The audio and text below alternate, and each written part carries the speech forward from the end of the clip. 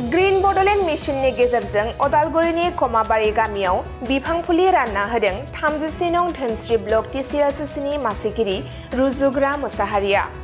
प्रमद बर'नि दैदेननाय बिटिआर सरकारनि बडलेण्डखौ सोमखोर मिथिंगाजों समायसार होनाय आरो आबहावाखौ गोग्गो खालामनाय थांखिजों थांनाय 14 जुन खालि अदालगुरि जिल्लानि 37 नं धोनस्री ब्लक कमाबारि BCDCनि सिङाव थानाय 2 नं कमाबारि गामियाव रायजोफोरनो गासै 1500 बिफां फुलि रानना होदों। लोगोसे बिफां फुलिखौ जोथोनै लाखिनो थाखाय खासाबो रानना होदों आरो खासाफोरा गाज्रि जानायनि उनाव जोथोनै लाखिफिननो रांनि अनसुंथाइबो होदों। बिफां फुलि राननाय हाबाफारिनि गेजेरजों डाइरेक्टर मनोरन्जन दासआ बिफां फुलिखौ माबोरै जोथोनै लाखिनांगौ आरो बेनि गेजेरजों मा मुलाम्फा जायो बेनि सायाव गुवारै बेखेवना होयो। बिफां फुलिखौ गायजेननाय हाबाफारिखौ बेखेवना होयो TCLCC मासिगिरि रुजुग्रा मोसाहारिया। गामिनि रायजोफोरा बेबायदि मोजां खामानिखौ मावनो खाबु मोननानै बिटिआरनि गाहाय खुंगिरि प्रमद बर'खौ साबायखर बावदों। लोगोसे TCLCCनि मासिगिरि रुजुग्रा मोसाहारिखौबो साबायखर बावदों। खौरां बिबुंथियाव गामि आफादनि आफादगिरि आरो TCLCCनि मासिगिरि लोगोसे डाइरेक्टर मनोरन्जन दासमोनहा मा फोरमायखो गुवारै मिथिना लादो। এইখন গাঁৱত আমি গ্ৰীণ বডলেণ্ড মিছনৰ তৰফৰ পৰা প্লান্টেশ্যন কৰিব পৰা কাৰণে আৰু ইয়াৰ ধন্যবাদটো মই আমাৰ চেয়াৰমেন সাহেবকে দিছো কাৰণ তেখেতে ভিলেজখন দিছে এইখন ভিলেজ তো আপোনালোকে শুনি ভাল পাব যে বিটিআৰত কিমান গাঁও আছে অলমোষ্ট 3300 গাঁও আছে তো 3300 গাঁৱৰ পৰা আমি 15খন গাঁও এই ফেজত আমি সিলেক্ট কৰিছো তাৰ ভিতৰত এই কমাবাৰি গাঁওখনৰ আছে আজি ৰাইজে যিখিনি উৎসাহ উদ্দীপনাৰে যিখিনি আকলি লৈছে মই ভাবো ইয়াত যিখিনি প্ল্যান দিছো আমি ইয়াত 1500 প্ল্যান দিছো এই 1500 প্ল্যান্টৰ 1500 প্ল্যান্টে যদি থাকে ইয়াত বিভিন্ন প্ৰকাৰৰ মানে প্ল্যান্ট আছে গছৰ পুলি আছে তো বিউটিফিকেশনৰ কাৰণে আছে টিম্বাৰ প্ল্যান্টৰ কাৰণে আছে আমটো আপোনালোকে দেখিছে ইয়াত লগালো আমি ফ্ৰুট প্ল্যান্ট আছে মেডিচিনেল প্ল্যান্ট আছে সেড ট্ৰিজ আছে কি নাই ইয়াতে তো এইখিনি প্ল্যান যদি মই ভাবো ৰাইজে লগাব ধুনিয়াকে ৰাইজৰ উৎসাহ দেখি মোৰ ভাল লাগিছে আৰু এই গাঁওখন আপোনালোকৰ মানে বিটিআৰৰ গুড বুকত থাকি যাব বুলি মই দৃঢ় বিশ্বাস কাৰণ এইখন মানে যিটো আমি মানে এটা ড্ৰিম লৈছো অনাৰেবল চিফ সাৰৰ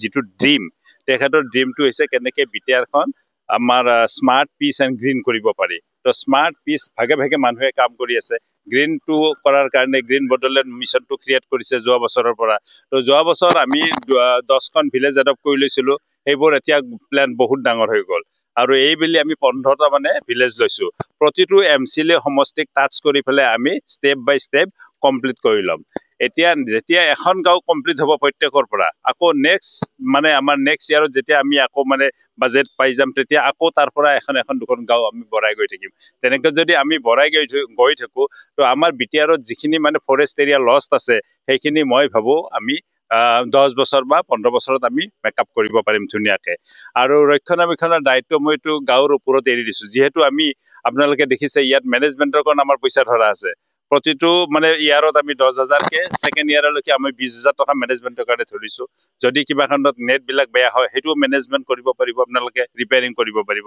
তো কত লুভ হল এৰা নাই প্ৰতিটো গছৰ লগত 2 কেজি মানে ভাৰ্মি কম্পোষ্ট আছে আপুনি দেখিব নেট দিয়া আছে পইচা দিয়া আছে ইয়াতকৈ আৰু কি দিব পুলি দিছো আমি কিমান মেচিউৰ এটো গ্ৰাফটেড পুলি হয় তো ইয়াতকৈ আৰু ভাল স্কিম হ'ব নোৱাৰে তো সেই কাৰণে আপোনালোক লাকি আপোনালোকে ধুনিয়াকে মানে এইখিনি ৰাখিব ধুনিয়াকে আৰু আমাৰ চেয়াৰমেন সাহেবে কোৱাৰ দৰে যে চিফ সাৰে কেতিয়াবা হলেওটো ভিজিট কৰিব গাঁওখন তো তেখেতে যদি ভিজিট কৰি তেখেতে যদি শান্তি পায় সেইটোই আমাৰ কাৰণে যথেষ্ট जोंनि बे 2 नं कमाबारि पुलिस डेभेलपमेन्ट कमिटिनि जानानै आं आफादगिरि जानानै आं बेखौनो बुंनो सानदों जोंनि धनस्री समष्टिनि जोंहा मानगोनां TCLCCनि चेयारमेन सारा फैनानै जोंनो नैबे बडलेण्ड ग्रीन मिशननि सोमोन्दै जोंनो फोरमायफैबाय लोगोसे बडलेण्ड ग्रीन मिशननि जाहा डाइरेक्टर साराबो फैनानै जोंनो नैबे दंफां फुलिखौ होफैनायजों लोगोसे जोंनि रायजो राजानि सिगाङाव गोबां बाथ्रा फोरमायलांबाय दा बेखौ जोङो खोनानानै एबा नुनानै जोंनि गोसोआ गोजोननाय मोनदों आरो बेजों लोगोसे जोंनि गासैबो रायजो राजाफ्रा गोजोननाय मोनदों दा बेवहाय जोङो हानायमानि बे दंफां फुलिखौ जोङो जत्न खालामगोन आरो जत्न खालामनानै जोङो गामि डेभेलपनि थाखाय जोङो मोजाङै मोजां जों मावलांनो जों हास्थायदों दा बेवहाय जोङो आं गामि आफादनि जानानै जोंनि बे दानि जिहेतु सोलिफुबाय थानाय बिटिआर सरकारनि जा CM बिथां प्रमद बर'खौ आङो साबायखर बावहरदों। जोंनि बे 2 नम्बर खमाबारियाव ग्रिन मिसननि जिहेतु दंफां फुलि होफैदों बिनि थाखाय आं बिथां CMखौबो आं साबायखर बावबाय। लोगोसे जोंनि बे धनस्रि समष्टिनि मानगोनां चेयारमेन सारखौबो आङो गामि आफादनिफ्राय जानानै आङो दिनैनि बे ग्रिन मिसन बड'लेण्ड ग्रिन मिसननि सोमोन्दै दंफां फुलि होफैनायजों लोगोसे गोबां बाथ्रा बुंलांनानै एबा फोरोंलांनायनि थाखाय आङो साबायखर बावबाय। बिटिआरनि चिफ मानाव गेदेर प्रमद बर' बिथांनि मोनसे मिसन ग्रिन बड'लेण्ड मिसन होननानै बे मोनसे मिसन बानायदों आरो बे मिसननि गेजेरजों गासै बिटिआर ओनसोलाव 3,000निबो बारा गामिफोर दं। दा बे गामिनि गेजेराव नैबे 37 नं धोनस्रि समष्टिनि सिङाव थानाय खमाबारि VCDCनि सिङाव नैबे खमाबारि गामिखौ जोङो थांनाय बोसोराव बेखौ सेलेक्ट जोङो लिस्ट खालामना हरदोंमोन। मानो होनना बुङोबा बेवहाय बिथिंजाय जोंहा भुटान आरो अरुणाचला मोनसे टुरिस्ट प्लेस आरो बे टुरिस्ट प्लेसखौ जुदि जोङो बिथा खालामनानै बेयाव मानसिफोरा गुबुन गुबुन जायगानिफ्राय बेयाव दावबायनो फैगोन। दावबायनो फैयोबा बेवहाय जायफ्रा माने साइन्टिफिकलि खोब सांग्रां देहानि प्रति सांग्रां बिसोरो अर्गेनिक माने माबाफोरखौ नायो, बे जानाय लोंनायफोरखौ नागिरो आरो लोगोसे गामि ओनसोलफोरखौ नायनो बिराद मोजां मोनो बिसोर प्राकृतिक भाबे। दा बेखौ नायनानै नैबे खमाबारिखौ जाहाथे भबिष्यतआव हमस्टे बा टुरिस्ट प्लेस खालामनो हायोब्ला निस्सय बेयाव जौगानाय फैगोन, रायजोफ्रा जौगानाय फैगोन, जों बेखौ नुदों। आरो बे नुनाय हिसाबै जोंहा मानाव गेदेर माने बिटिआरनि चिफ बिथाङा मोनसे मिसन लाबाय जे बेवहाय ग्रिन बड'लेण्ड मिसननि दारादै बे गामिफोरखौ जोङो बिफां लाइफांजों गायनानै जों सोमखोर बानायहोनांगौ।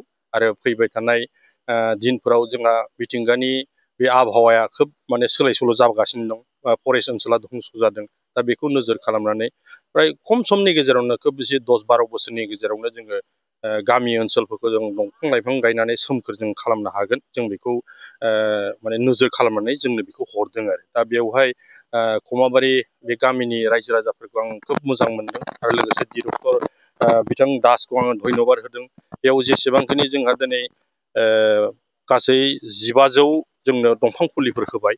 बेयाव फिथाइ सामथाइनि दंफां दङ, दिनै मुलि जानाय दंफांफोर दं, लोगोसे न' बां लुनो थाखाय जोंहा दंफांनि अभाब जाबाय, काठनि अभाब जाबाय, बेफोरखौबो सुफुंनो हानाय बायदि बेयाव माबा होदों। आरो जायफोर फुलिखौ होदों खोब मिसयुद फुलि होदों। आरो थाइजौआथ' जोंहा ग्राफ्टेड माबाखौ हरदों। दा ओंखायनो मोजां जोलैनि फिथाइ जागोन बियो, जों बेखौ आसा खालामदों। आरो रायजोआ बेवहाय खोब गोजोननाय मोनदों। आरो रायजोनि जानानै आं बिटिआर चिफ मानाव गेदेर प्रमद बर' बिथांखौ आङो धन्यबाद होदों, गोजोननाय हरदों। बे भितरुवा ओनसोलखौ जाहाथे नुसनहरनायनि थाखाय आरो बेखौ डेभेलप खालामनो मोनसे स्टेप लानायनि थाखाय आं धन्यबाद होदों। आरो रायजो राजाफ्रा खोब हहारि होदों। दिनै बिथांमोना बेखौ जुदि जत्न खालामनो गोनांब्ला रायजो राजानि हेफाजाब नांगोन। आरो बेखिनिखौ बुजिनाय रायजोफ्रा दिनै गाव गावनो ओंखारफैनानै बे दंफां फुलिखौ आजावना लाबाय।